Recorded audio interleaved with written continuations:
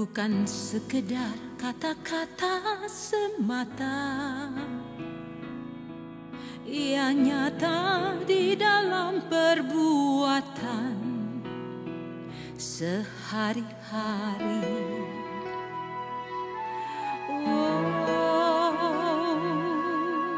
Kasih lebih dari segala ilmu dan harta.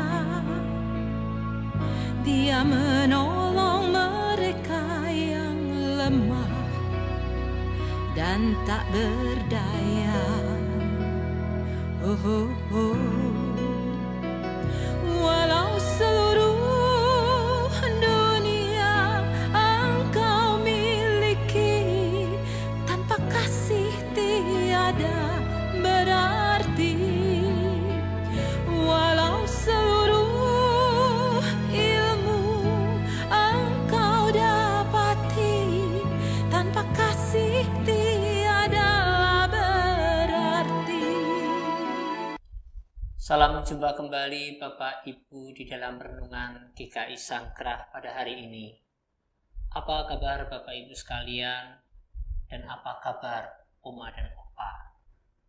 Pada hari ini adalah satu spesial bagi Oma dan Opa ketika kita menyapa, karena kita ingin belajar banyak dari Oma dan Opa tentang kehidupan dalam rumah tangga.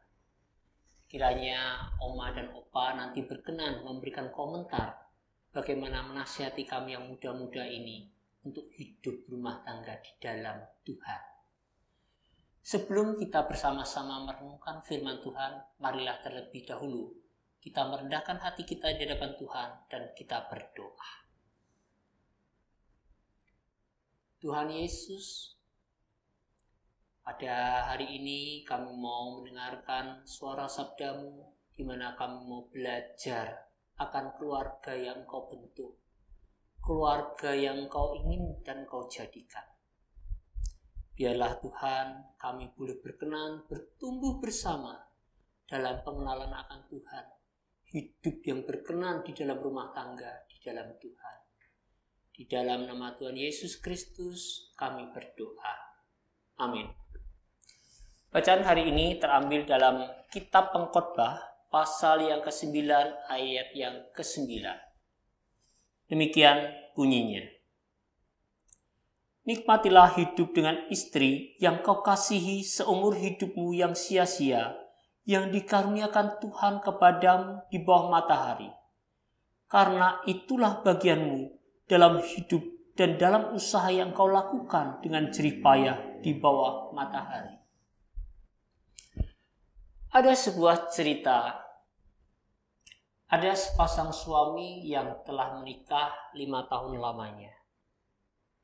Pada satu hari, mereka bertengkar untuk hal yang sepele.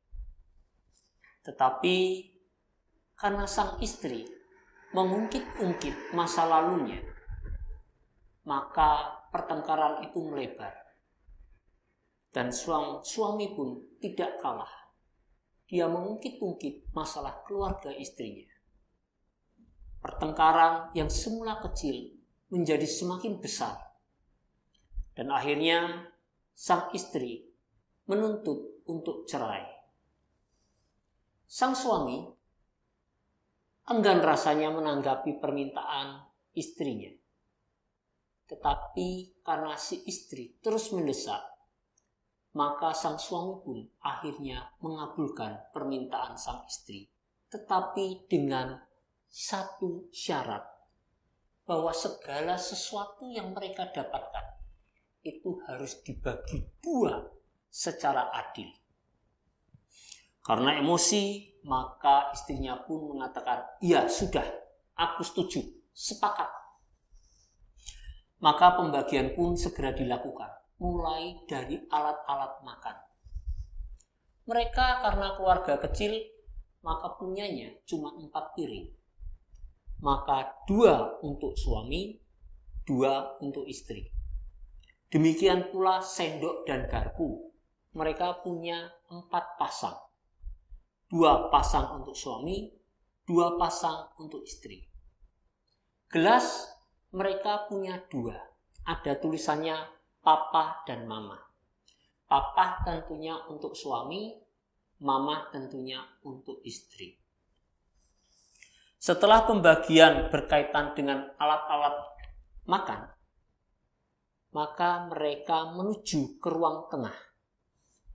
Maka mereka melihat sebuah jam dinding. Sang suami pun tertegun melihat jam dinding itu yang bundar. Dengan nalarnya, dia berpikir, bagaimana caranya membagi jam dinding bundar ini? Apakah jam ini akan dibagi separuh? 6 jam untuk dirinya, 6 jam untuk istrinya. Sang istri pun juga tertegun ketika melihat jam dinding.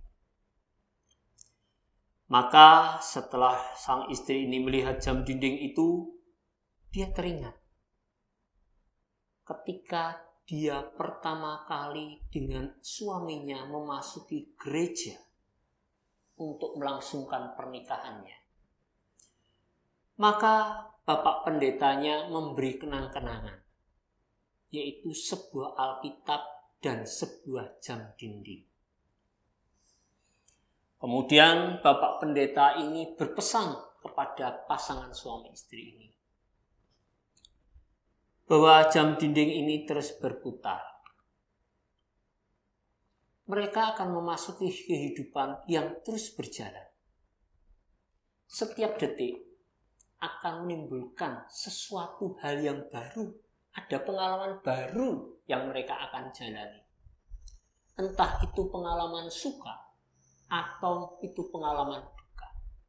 Tapi mereka diharapkan bisa bergandengan tangan, terus-menerus menapaki jam yang terus berputar sampai jam itu berhenti dalam kehidupan mereka.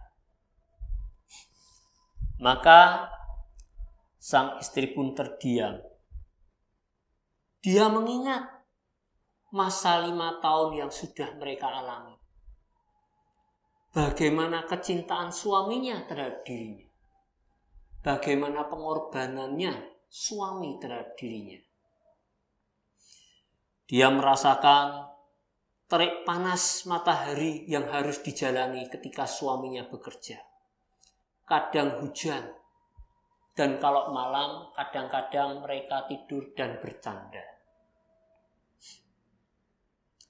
Setelah itu, sang istri akhirnya meneteskan air mata dan memandang wajah sang suami. Sang suami pun juga demikian memandang wajah istrinya yang sedang menangis. Dan dia teringat akan masa-masa muda ketika mereka pacaran. Dia ingat bagaimana istrinya mau menjadi pendamping hidupnya, meninggalkan keluarga yang dikasihinya, dan memilih dia menjadi pasangan hidupnya.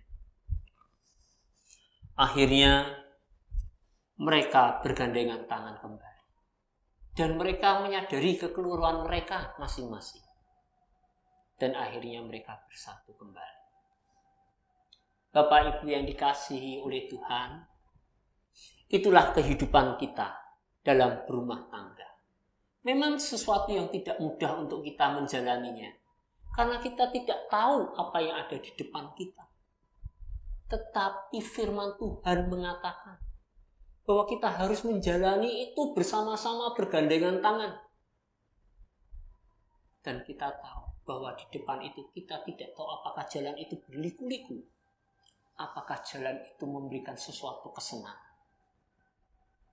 Tetapi yang jelas, Tuhan tidak pernah meninggalkan kita sebagai suami istri.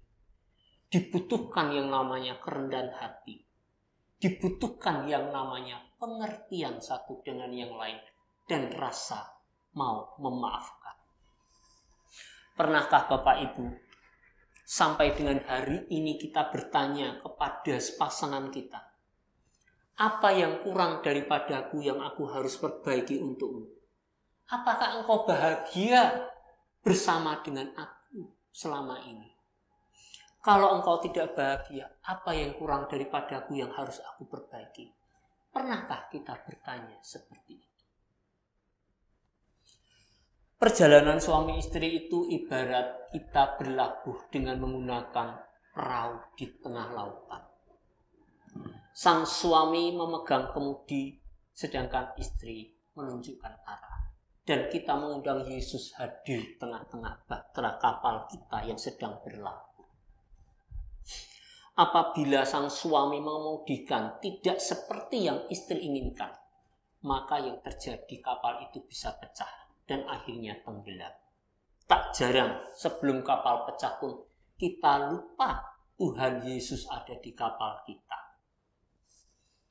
Perjalanan hidup suami istri itu juga diibaratkan seperti sepasang suami istri yang sedang melukis dalam sebuah lukisan.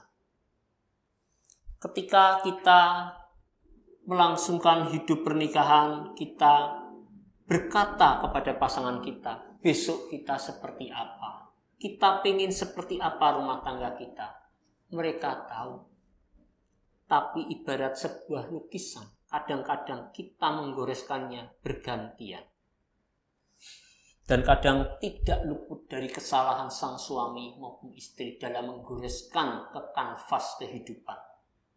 Tetapi dengan cinta kasih, kanvas yang dibentuk oleh istri kita atau suami kita yang salah itu, kita menyadari dan kita mau membetulkannya. Sehingga apa yang salah itu kita betulkan menjadi satu rangkaian lukisan yang bagus. Dan nantinya dapat kita lihat betapa indahnya hasil lukisan tersebut. Bapak Ibu yang dikasihi oleh Tuhan,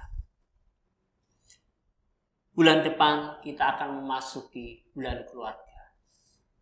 Marilah kita merenung sejenak. Berapa lama kita sudah menikah dalam perjalanan hidup kita? Pada waktu kita pertama kali memasuki gereja, kita bercanda bersama dengan istri dan suami kita. Bergandengan tangan mohon berkat dari Tuhan untuk rumah tangga kita. Setelah perjalanan berlalu, adakah kita masih memasuki gereja dengan bergandengan tangan? Adakah kita ketika kita memohon berkat Tuhan kepada pendeta waktu menumpangkan tangan di akhir kebaktian, kita masih bergandengan tangan? Jangan-jangan kita lupa Bapak Ibu, siapa yang kita gandeng selama ini? Marilah Bapak Ibu ketika kita memasuki bulan keluarga, kita bergandengan tangan, kita bawa pasangan hidup kita bersama dengan anak kita. Kalau Tuhan mengaruniakan cucu kepada kita, marilah kita bersama-sama memasuki gereja dengan sukacita, memohon berkat. Dalam kehidupan, goresan tinta tidak akan pernah berhenti. Sampai pada akhirnya, lukisan itu jadi. Demikianlah firman Tuhan pada hari ini. Biarlah ini menjadi suluh dalam hidup kita, pegangan hidup kita. Tuhan Yesus memberkati kita semua. Di dalam kesenangan pun dalam duka, betapa indahnya berumah tangga, bersatu teguh dan mesra tiap saat. Percaya penuh Tuhan selalu dekat. Mari sama-sama kita berdoa. Tuhan Yesus, terima kasih untuk firman-Mu pada hari ini yang menyadarkan kami akan kehidupan sebagai pasangan suami istri. Biarlah kami boleh merendahkan diri di hadapan Tuhan, untuk kami boleh belajar mengasihi seperti kasih yang Kau ajarkan, di mana kami boleh mengalah, saling menolong, saling menghargai, saling melengkapi, dan diberi oleh Tuhan kesetiaan. Tuhan, biarlah firman Tuhan yang boleh kami dengar ini menjadi rema dalam hidup kami. Di dalam nama Tuhan kami Yesus Kristus kami berdoa. Amin.